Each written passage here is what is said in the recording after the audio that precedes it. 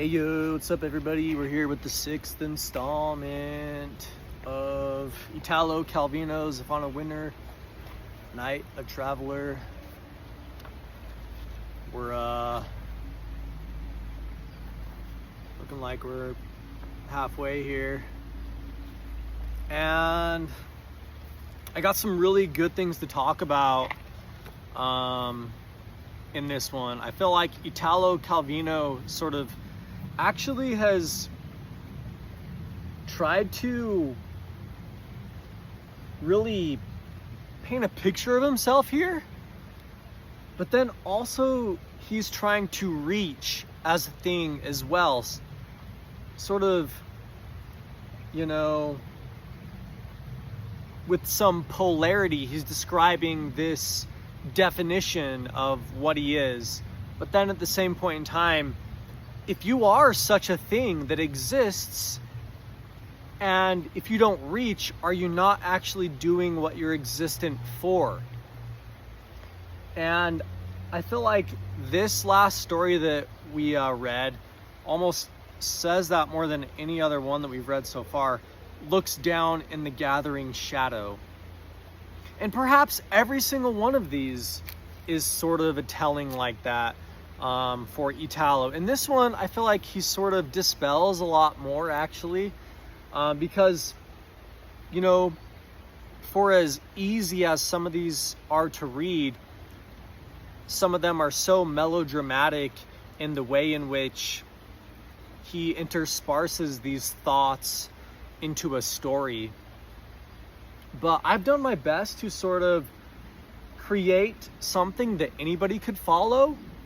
And then maybe the more that you actually begin to see patterns just in some geometry, the more that you maybe can actually associate sort of like a language and an emotion with expressing certain patterns more than others, and then be able to follow along with how he sort of paces his writing and think about things and then get back on track and sort of at that same point in time already be predicting and trying to see where something might actually be happening, where you're overlooking by committing to something. And it's only once we truly commit that, you know, it seems like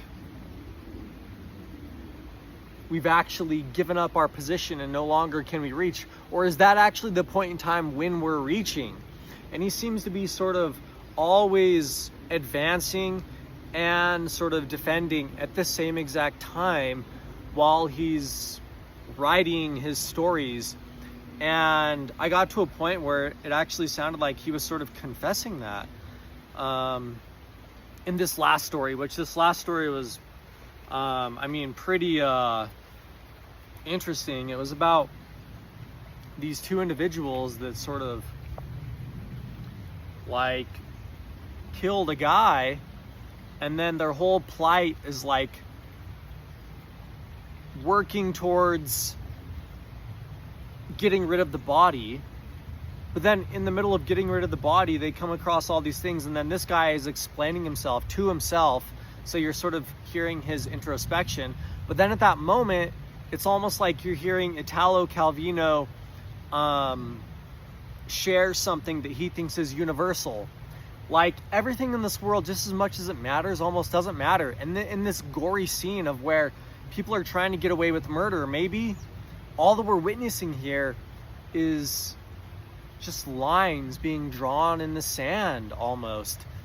Just as I've kind of said previously, like life is unpredictable, which sort of gets everybody out of any incident, because who's to claim ownership of anything?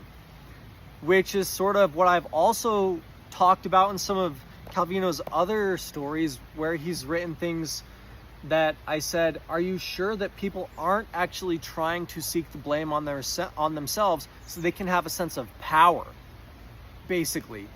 And it's by the sense of our ability to contradict the world, we gain a sense of us being independent and having the ability to make decisions and choices. And I think that whether or not he's actually trying to point those things out. Maybe he's doing it naturally. Maybe it's just things that I'm seeing, and that's more of who I am, right? Well, regardless of whether or not if any of that is true, I am enjoying myself, okay? And this was a delightful and lovely read. And whether or not you look into it that deep, you certainly could probably appreciate the fact that some individual is trying to portray all these different styles in one book. It's very interesting in that way. It's like, you know, we had some sort of like politica, foreign politica type of drama that unfolded in the previous one. We had almost some like Russian melodrama that just sort of lends to the idea of like nihilism in the beginning, and we've had some other ideas of there being, you know, this type of narration that no matter how we try to exist in the most real way possible, there's always going to be another angle to our existence, which is sort of like possibly the idea of narration itself. And sometimes we can narrate ourselves, which is sort of making fun of ourselves and making light of the serious nature of life. And it's kind of a natural thing that everything kind of does. We're getting this whole idea of psychological quirks and pursuits and interests of the average individual, and what it's like to process and see interactions with yourself and with others in a light that gives us introspection by our trying to continually look outwards and communicate, and what that might actually look like.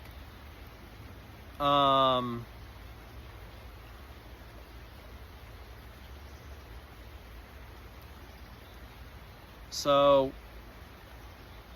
there's quite a bit going on, and I'm just going to read a little bit now. Some of these parts that I put in my little brackets here, because it is just sort of like where he broke away for a second. And maybe it makes it hard to read, but for me it's enjoyable. I'm producing too many stories at once because what I want is for you to feel around the story a saturation of other stories that I could tell and maybe will tell, or who knows, may already have told on some other occasion, a space full of stories that perhaps is simply my lifetime, where you can move in all directions as in space, always finding stories that cannot be told until other stories are told first. And so setting out from any moment or place, you encounter always the same density of material to be told. In fact, looking in perspective at everything, I am leaving out of the main narration. I see something like a forest that extends in all directions and is so thick that it doesn't allow light to pass, a material, in other words, much richer than what I have chosen to put in the foreground this time.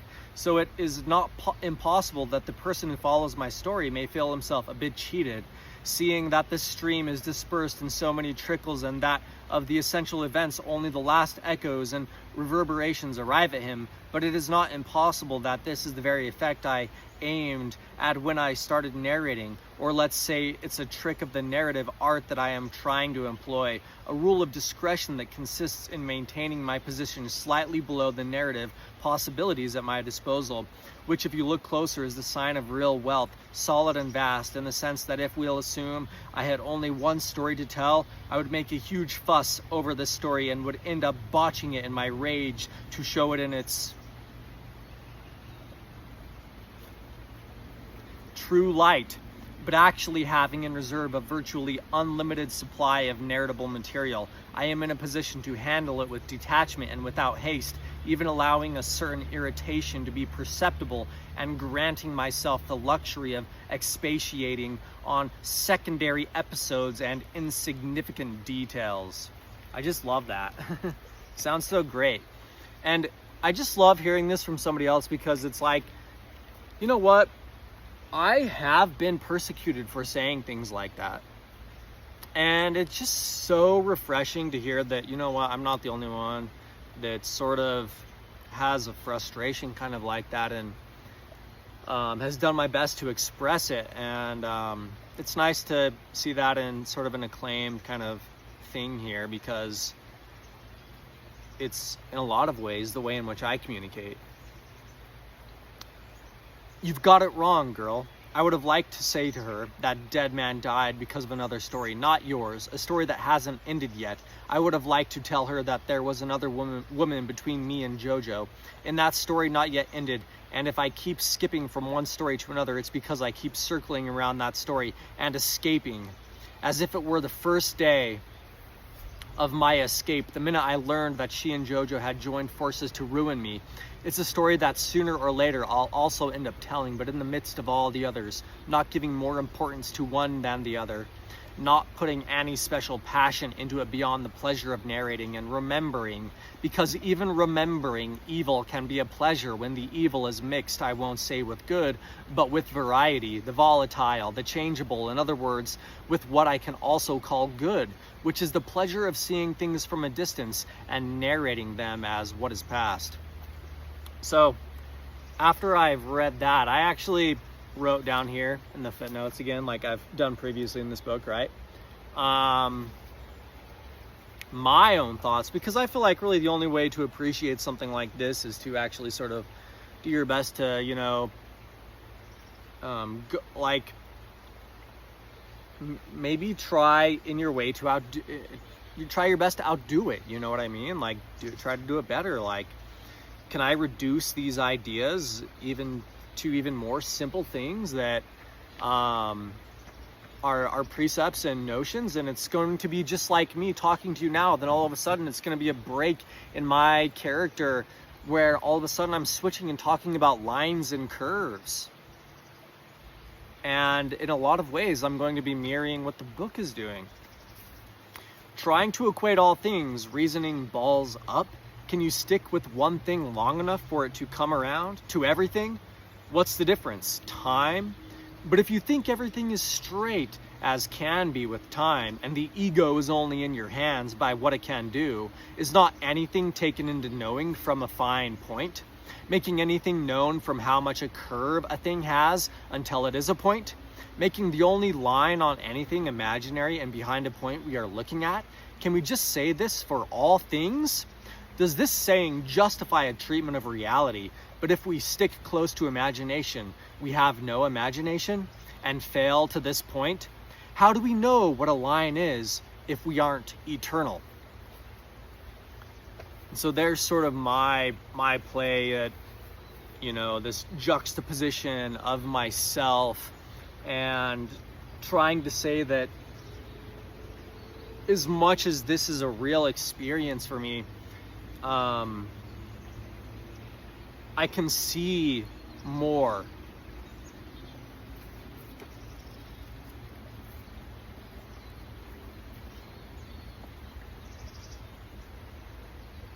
And maybe I am free if that's all life really is.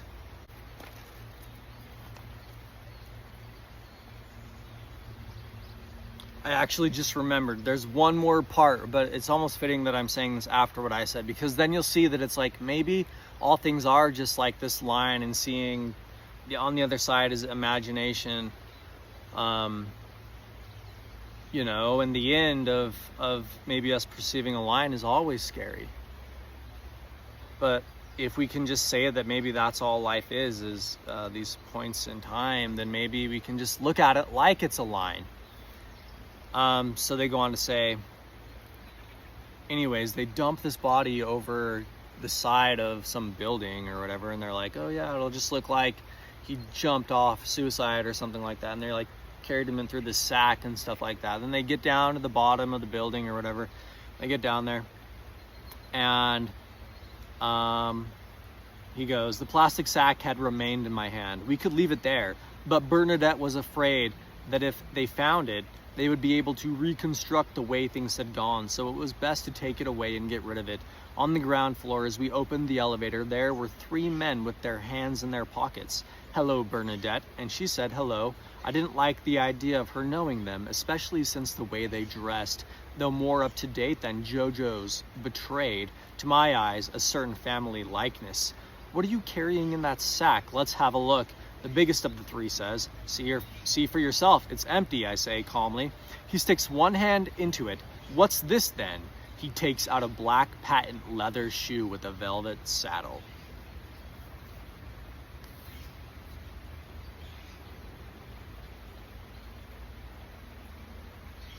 Making anything known from how much curve a thing has until it is a point, making the only line on anything imaginary and behind a point we are looking at. Can we just say this for all things? So,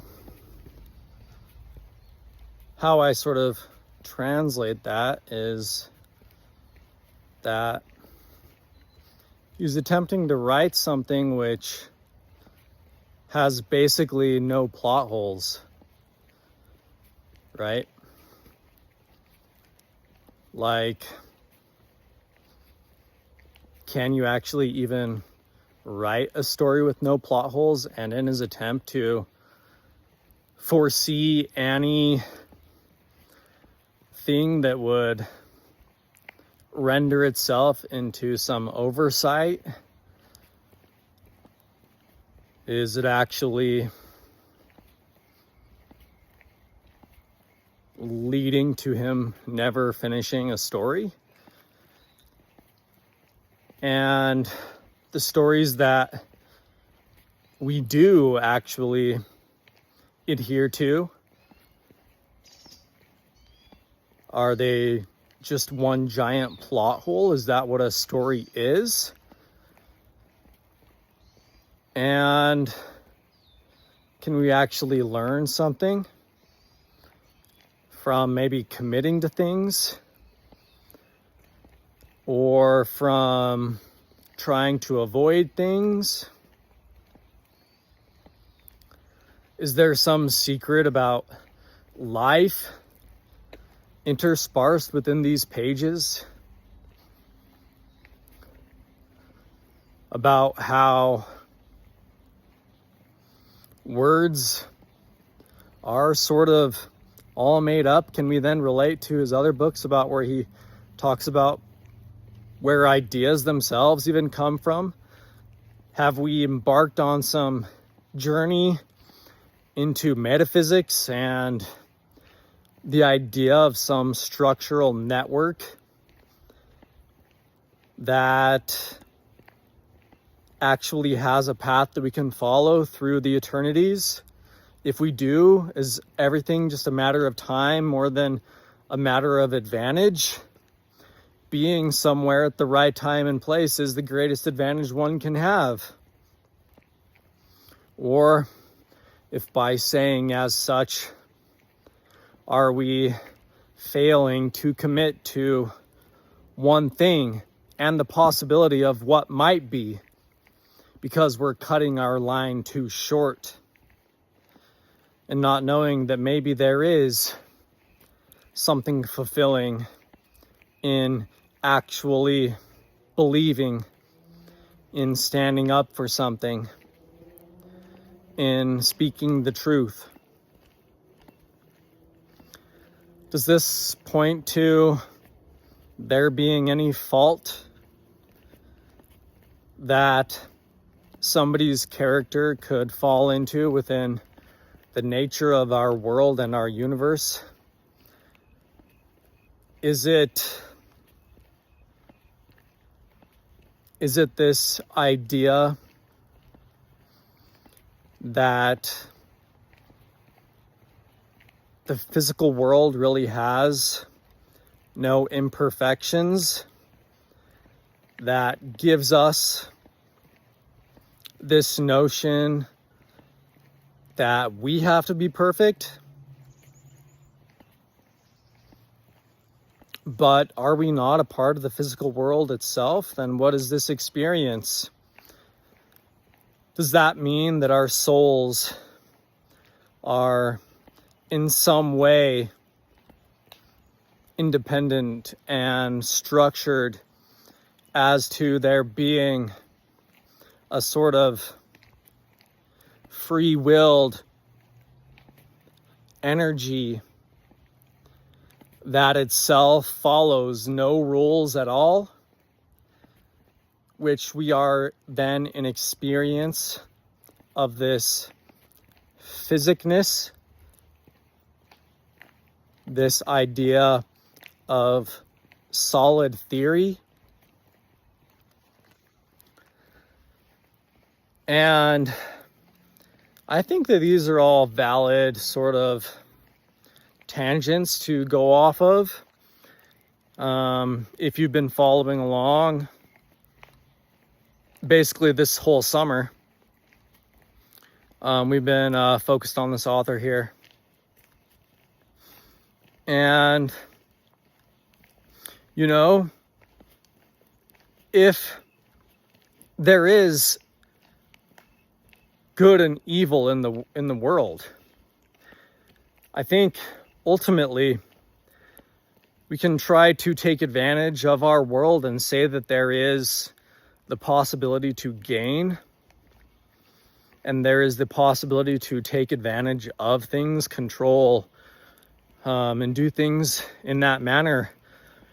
And I think at that same point in time, that creates ego, which I think evil is ego,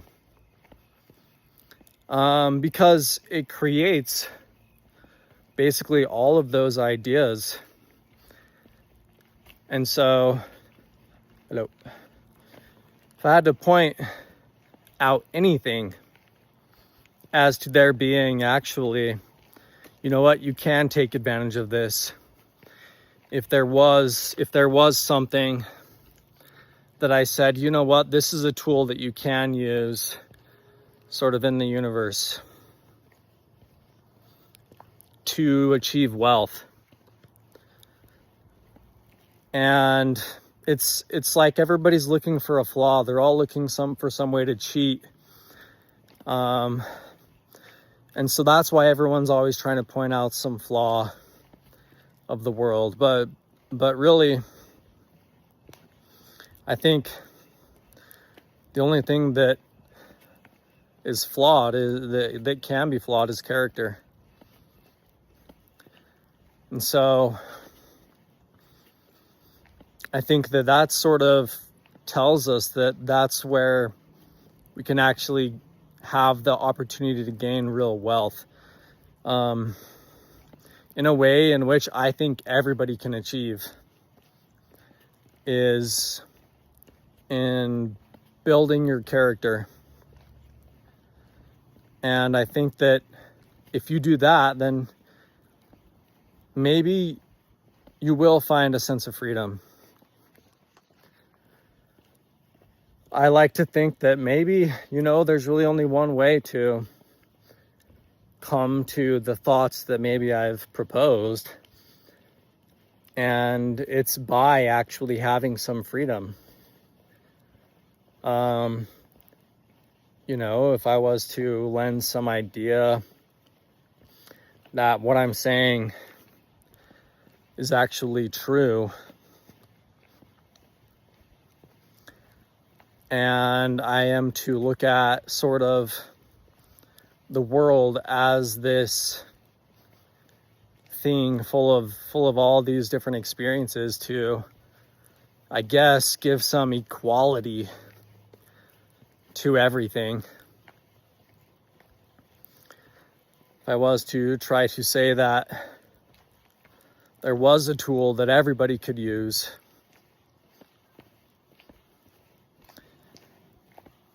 then what would it be? What would be the one thing that I think would lend to the idea that with this one thing, there is no possible way for failure? Or maybe not necessarily for failure, but for you. I think at the moment that anything experiences itself, maybe the moment anything experiences a reflection, from the point of inception, maybe everything has everything. If I really tried to take it down as far as I could to say that there is some advantage, look at yourself. Just take the time to look at yourself. And I know I said this a while back, maybe in one of my other videos about technology and robots that seem to be coming into our paradigm, right? I was speaking to somebody the other day and I said, you know what? I just think that it's just going to be no more than looking into a mirror. I think all technology can basically be reduced to a mirror. And maybe I can actually say one thing that, you know, I've never heard anybody say that I think actually does grant everybody equality. Look at yourself. Go ahead and look at yourself to find yourself on equal ground with everybody else. Who am I to know what you see, what you feel? But I think feeling yourself is really the only maybe true form of wealth that can actually be lasting in this world, because it's a direct confirmation that you exist. And maybe there's nothing beyond that. And maybe there's no way for anything not to ever see its reflection. And I've tried to basically point this out to, you know, even the smallest precept of truth, where, I mean, anything that can even be conceived, basically, at that moment, from the moment that a cell divides, it sees a reflection. So maybe everything is justified. And so, yeah, maybe just go ahead and go look at yourself. And as many ways as you could look at yourself, or think that you are looking at yourself, or relate to something, then maybe you can draw upon that idea that you're real and that you exist. And just as long as it's you that you think you're looking at. So, yeah, maybe that's the greatest tool that we have. Anyways, that's kind of what I've deduced after, you know, reading his whole idea of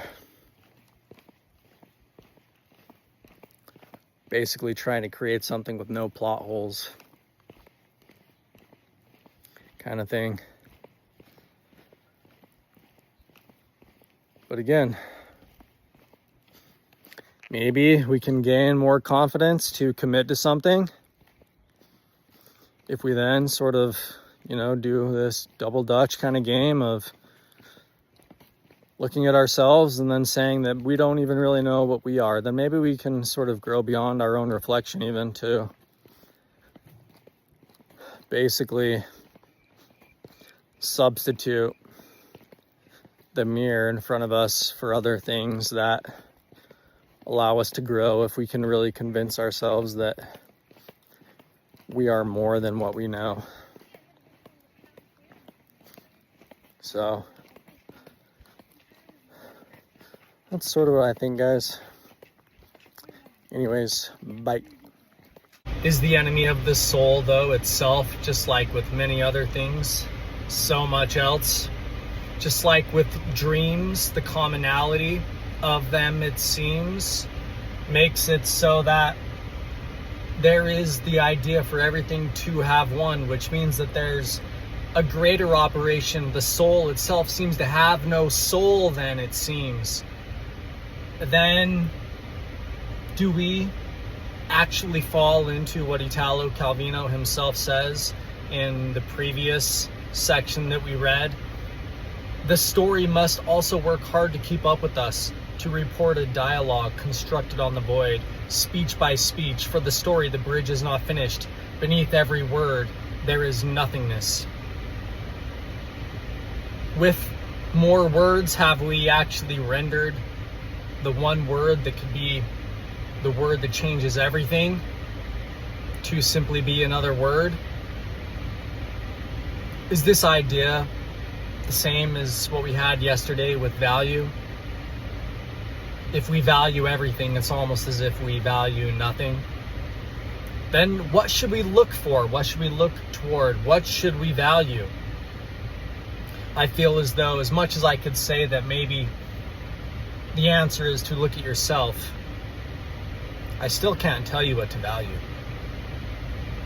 Anyways, guys, see ya.